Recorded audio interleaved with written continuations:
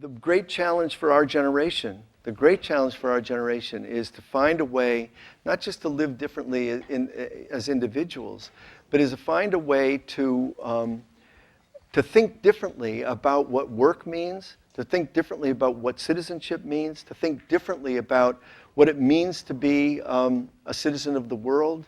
I mean, one of the great dangers that we live in right now is, I don't think there's any question, and I don't think any of you would question, that the American empire is in decline, that economically and politically, and in some ways culturally, we are in decline. And yet, the United States remains the most powerful, weaponized military system the earth has ever known.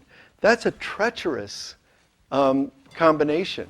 A declining economic power and an expanding military power. And we are going to have to find ways to reimagine what it means to live in this, in this world. And here we are, 4% of the world's population, 4.5% of the world's population, consuming vast amounts of natural resources, consuming vast amounts of finished goods. And no politician will say that the empire is declining and that the game is over. It's over. Now what? And my optimistic friends say, oh boy, we're going to look like Germany. I mean, Germany or England or France.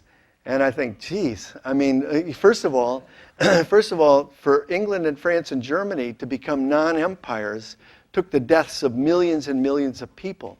So let's remember that. But let's also remember that as power shifts and as people feel something changing, they can either embrace it as a possible good thing in the world, or they can hold on to and become more reactionary, more racist, more militaristic, and that's happening too.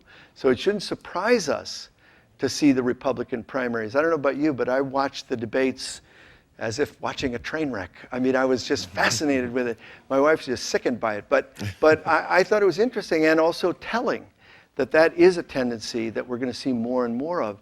And that means, for me, that it's our responsibility to fight here and now for a little more democracy, a little more participation, a little more peace, and keep putting our shoulder on that wheel, because the opposition is fighting for, another world is definitely coming.